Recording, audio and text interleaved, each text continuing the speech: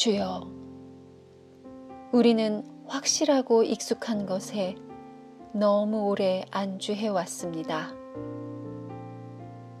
변화의 값비싼 대가를 치르지 않아도 되기에, 자신을 열지 않아도 되기에 고착되어 있었음을 고백합니다.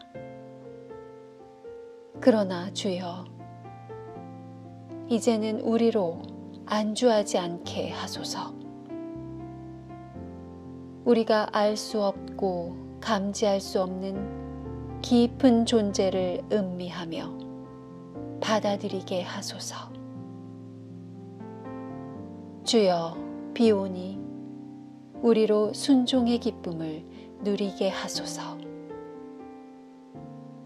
예수께서 때에 순종하여 처음 표적을 보이신 것처럼, 마리아가 운명에 순종하여 아들에게 새 길을 열어준 것처럼, 하인들이 요청에 순종하여 말없이 물 길어 온 것처럼,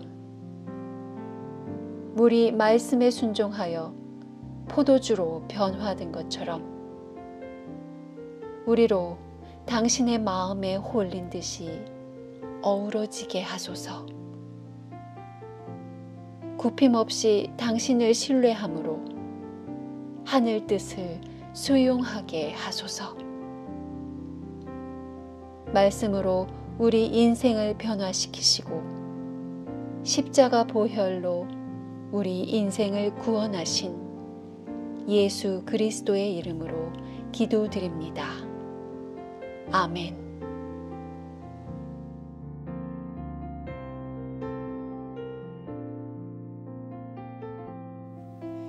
요한 공동체가 전한 거룩한 복음입니다.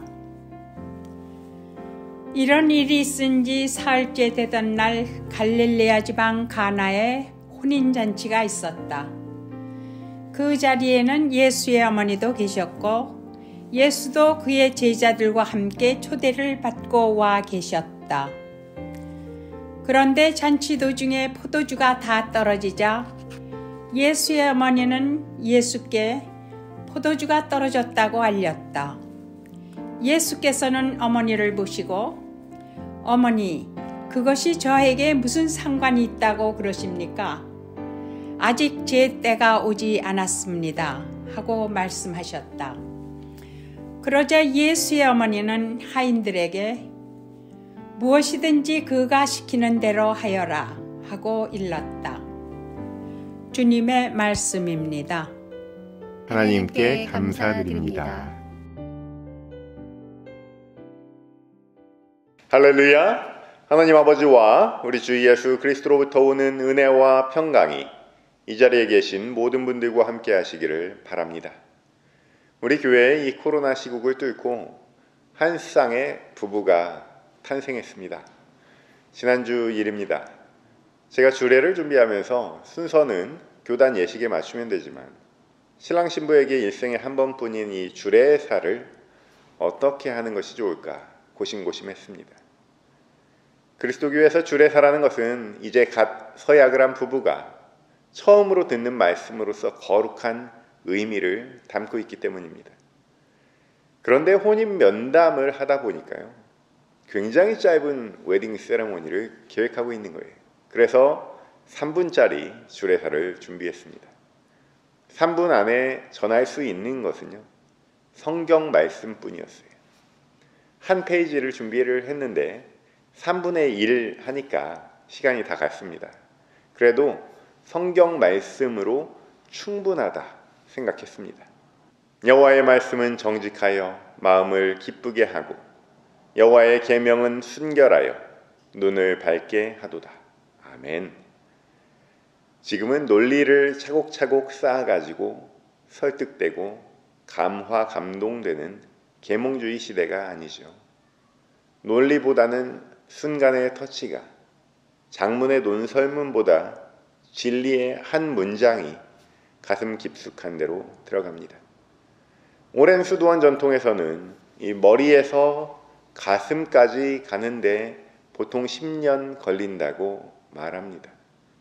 그러나 하느님의 살아계신 말씀이 그 마음을 만지면요, 마음이 기뻐지고 눈이 밝아지게 되는 줄로 믿습니다. 그래서 전한 말씀이 오늘 이 본문이에요. 한 사람과 한 사람이 평생 각자의 길을 가다가 결합을 약속하는 혼인 자리에서 물이 변하여 포도주 된다는 이 말씀만큼 귀한 말씀이 어디 있겠습니까? 여느 때보다 이 스토리 자체가 참 친숙하잖아요. 그래서 결론부터 말씀드립니다. 신랑 되신 예수 그리스도와 합의를 이루어 가시는 저와 여러분 되시기를 축원합니다. 그리스도와의 혼인 예식을 기다리고 예비된 자로서 살아가시기를 축원합니다. 그리하여서 무취했던 그냥 맹물 같던 우리가 최고급 와인처럼 변하고 숙성되어서 마치 코르크마개를 여는 것처럼 우리가 입만 열면, 마음만 전하면 향기로운 포도주 향기가 세상 가득히 퍼져나가는 복된 존재들 되시기를 주님의 이름으로 축원합니다. 오늘 성서는 예수께서 보이신 첫 번째 표적 이야기를 나누고 있습니다. 요한복음에 보면 이 표적들이 기록된 목적이 나와 있어요. 오직 이것을 기록함은 너희로 예수께서 하나님의 아들 그리스도이심을 믿게 하려 함이요. 여러분, 요한의 공동체는요, 어떻게 사람들이 믿음에 이르게 되었는지를 역으로 추적합니다. 7개의 사인을 따라가고 있어요. 그래서 요한복음서를 뭐라고 얘기하냐면 표적의 책, The Book of Signs라고 말합니다. 훗날 기회가 되면 이 7개의 사인들을 함께 나눠보도록 하겠습니다. 표적이라는 것은 믿도록 암시하는 거예요. 사인입니다. 도로교통 표지판과 같이 이 길만 잘 따라가면 우리를 하나님의 아들 예수께로 인도해 주실 수 있구나 라는 거예요. 일단 오늘 본문 가운데 어떤 표적이 있었는지 함께 살펴봅시다. 어린이들도 좋아하는 얘기예요. 복잡하지 않습니다. 갈릴리 가나에서 열린 결혼식에 예수님과 제자들이 초청을 받았습니다. 예수님의 어머니가 거기 계셨어요. 혼인잔치에 예수님의 어머니도 계시고 예수님도 계시고 제자들까지도 초청을 받은 것으로 봐서 가까운 친인척이나 잘 아는 집안의 결혼식인 것 같습니다.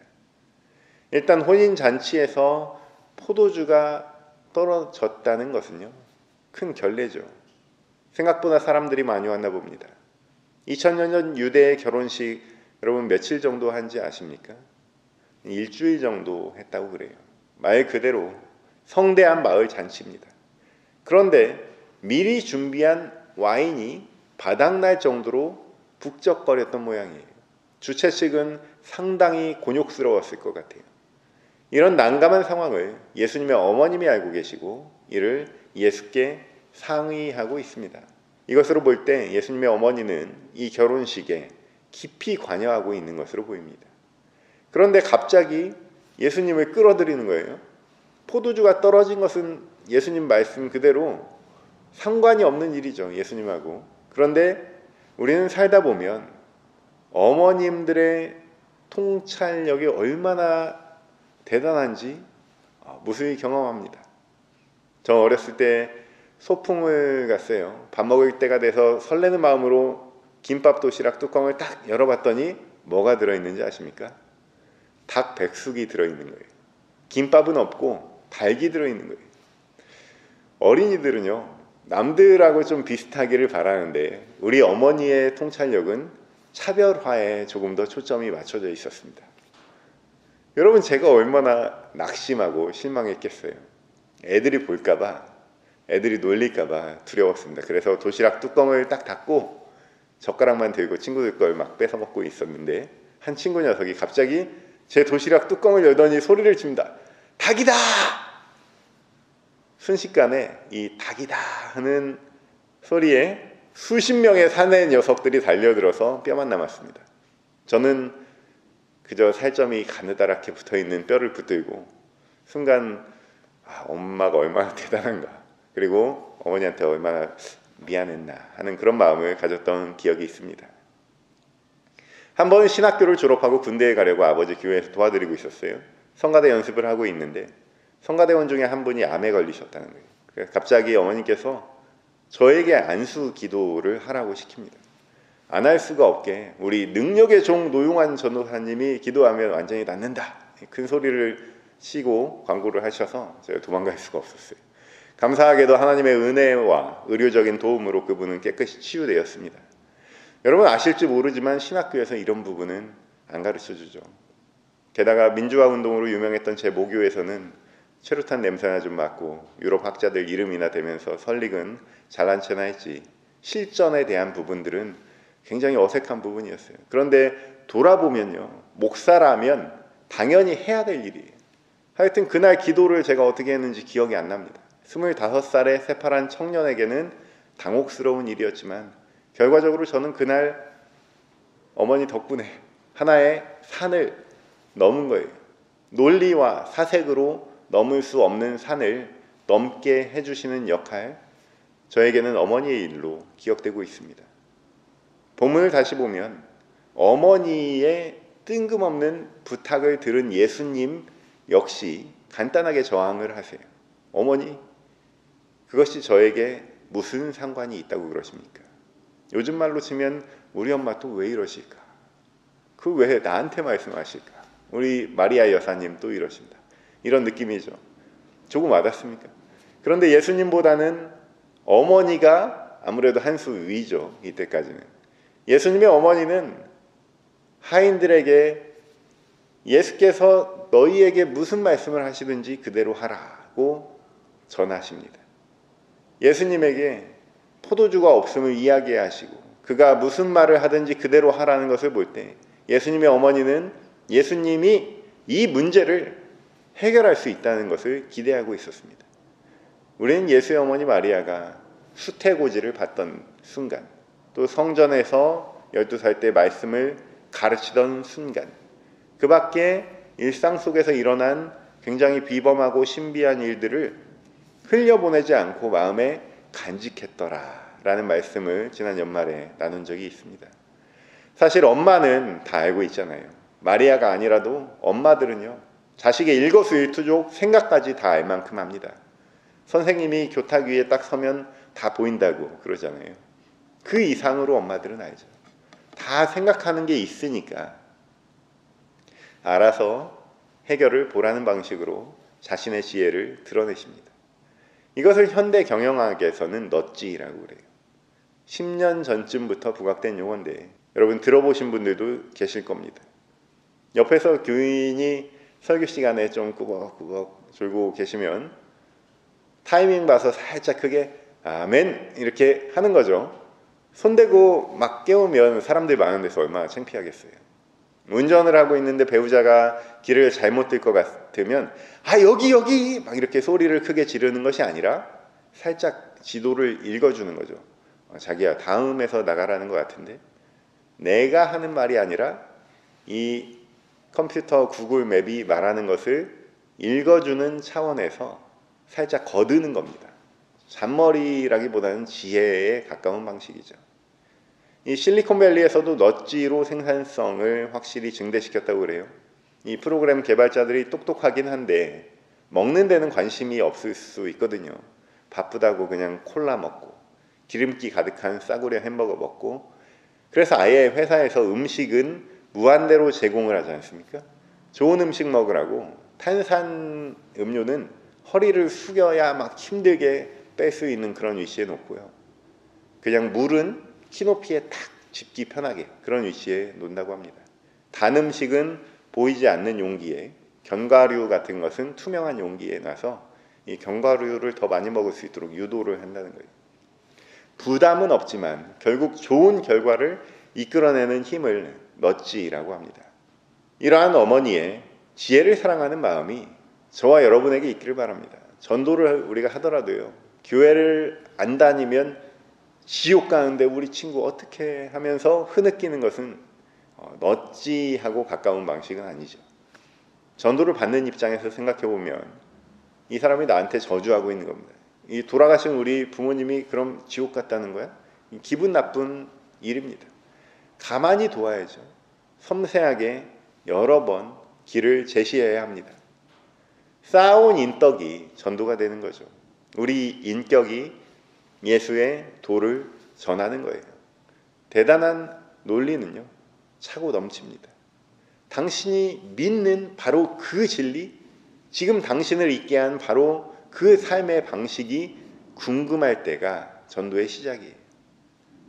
그때도 예수님의 어머니 방식, 넛지를 명심하셔야 돼요. 기회가 왔다고 막 얘기하지 마시고 아이메시지로 나는 이 책 읽어보니까 이렇게 도움되던데 이 말씀이 있는데 어떤 상황에 있던 나에게 큰 힘이 됐어. 이렇게 그 친구도 그냥 따라할 만한 수준으로 말씀하시는 게 그 친구와 가족이 할 일입니다. 이렇게 알 수 없는 어머니의 통찰과 힘에 이끌려서 예수님은 비로소 자신의 일을 시작하십니다. 에피파니는 첫걸음 떼면서부터 시작되는 것이죠. 어제와 똑같이 살면서 다른 미래를 기대하는 것은 정신병 초기 증세라고 아인슈타인은 말했습니다. 우리가 주연절에 묵상하는 예수는 계속 옮겨 다니세요. 우리는 그 행적을 쫓으면서 예수와 만난 사람들을 발견합니다. 오늘은 마리아를 만나고 있습니다. 예수께서 발걸음을 옮기는 곳마다 주님의 현존이 나타납니다. 하늘이 내린 상징이 나타나고 요한의 공동체는 이 상징들을 묶어서 기록으로 남겼습니다. 예수를 믿게 되는 자들이 짚고 지나간 표식이에요. 트래픽 사인이에요. 오늘의 사인은 그 첫 번째입니다. 헬라어에서 처음이라는 뜻은 근본이라는 뜻과 같습니다. 가장 기본이라는 거예요. 예수 만나면 변화된다는 거예요. 율법의 정결례를 위한 물에 불과했던 이 물질이 화학적 변화를 통해서 예수 그리스도의 보혈을 상징하는 포도주가 된다는 거예요. 성경에서 포도주는 기쁨과 잔치와 희락을 상징합니다. 다윗도 내 잔이 넘치나이다 라고 고백했잖아요. 사람의 마음을 기쁘게 하는 포도주를 주셨다고 또 다른 시편 기자는 노래합니다. 랍비들의 어록에 보면요, 포도주가 없으면 기쁨도 없다 라는 말도 있습니다. 그렇다고 포도주를 또 찾으시면 곤란합니다. 제 핑계까지 내시면 안 됩니다. 지금 유대 사회 얘기하는 거예요. 대체로 당시에 그 포도주의 재질이 오늘날 우리가 마시는 그 와인보다는 매실청이나 효소 같은 느낌이었다고 그래요. 지난주에 행복에 대해서 말씀을 드렸는데요. 오늘은 잔치의 기쁨, 변화의 기쁨을 여러분께 작은 선물로 드리려고 합니다. 그리스도인으로서 이러한 변화의 기쁨을 여러분 기대하시고 마음껏 누리시기를 축원합니다. 결국 예수님은 하인들에게 항아리에 물을 채우라고 요청합니다.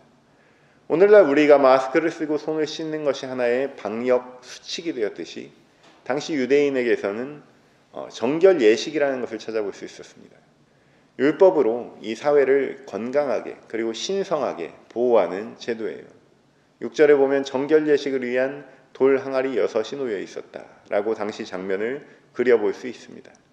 집집마다 한두 개면 충분하겠죠. 근데 잔치에 손님들이 많이 올 테니까 집주인이 친척들에게서 이 항아리를 빌려왔을 것입니다. 하인들은 이제부터 우리 교회 친교 때 쓰는 그 25인용 밥솥만한 항아리 6개를 채워야 합니다. 문제는 수도꼭지가 없다는 거죠. 물이 귀한 이 시절에 이만큼 채우는 것도 일입니다. 어쨌거나 하인들은 물을 채웠습니다. 그 물을 채워서 그 다음에 그 물을 떠서 연회장에 갖다 주라는 이 모든 이상한 미션을 다 수행을 했습니다. 바로 그 시각에 잔치를 맡은 연회장은 식은땀을 뻘뻘 흘리고 있었습니다. 손님들에게 어떻게 죄송하다고 말씀을 드려야 하나 고심하던 중이었을 거예요. 그러다 하인들이 줄줄이 가지고 온 포도주를 보고 깜짝 놀랍니다. 여기서 우리가 지나치기 쉽지만 하인들의 센스가 돋보여요. 알면서 말하지 않는 섬세함을 보여주고 있습니다. 이렇다 저렇다 말하지 않습니다. 연회장은 하인들이 가져온 물을 보고 깜짝 놀랐습니다. 아주 질이 좋은 포도주였어요. 그는 신랑을 불러 어찌 좋은 포도주를 나중에 주었냐고 묻습니다. 연회장도 신랑도 어찌된 영문인지 몰랐습니다. 그런데 하인들은 알았죠. 그리고 제자들도 알았습니다. 이 표적을 통해 영광을 나타내심에 제자들이 예수를 믿게 되었습니다. 예수께서 영광을 나타내셨고 그 결과 제자들이 믿었다는 거예요. 이는 이 표적이 암시하는 중요한 내용입니다. 요한의 공동체가 이 말씀을 통해서 전하고자 하는 거룩한 메시지는 간단합니다. 예수님께서 보이신 이 사인을 공유하려는 것입니다. 이 표적을 통해서 제자들이 믿음을 갖게 된 것과 같이 이 표적을 듣는 모든 사람은 이 상징의 의미를 깨닫고 그리스도를 내 구주로 믿는 역사가 나타나기를 기대하고 있는 것입니다. 예수님이 나타낸 영광은 무엇입니까? 1장 14절에는 말씀이 육신이 되어 우리 가운데 거하심에 우리가 그의 영광을 보니 아버지의 독생자의 영광이요 은혜와 진리가 충만하더라 라고 말씀하십니다. 그렇습니다. 예수님이 이 표적을 통해 나타내신 영광은 그가 하나님이시라는 것과 그가 성육신하여 우리 가운데 임해서 은혜와 진리가 충만하다는 말씀인 줄로 믿습니다. 오늘 우리는 그리스도교 역사상 가장 위대한 상징을 함께 나누고 있습니다. 목수 예수께서 세례를 받으시고 광야에서 시험을 이겨내신 후에 처음으로 자신이 그리스도임을 드러난 사건이기 때문입니다. 우리가 예수 그리스도의 이름을 믿고 그 이름으로 기도할 수 있게 된 첫 번째 사건입니다. 사랑하는 성도 여러분, 이 기쁨의 사건을 함께 기억하시기 바랍니다. 이 사건이 주는 메시지를 가슴에 품길 바랍니다. 세상에 자신을 드러내신 그리스도를 통하여 은혜와 진리가 충만한 영원한 생명을 누리시기를 주님의 이름으로 축원합니다. 모든 지각 위에 뛰어난 하나님의 평강이 그리스도 예수 안에서 너희 마음과 생각을 지키시리라. 아멘.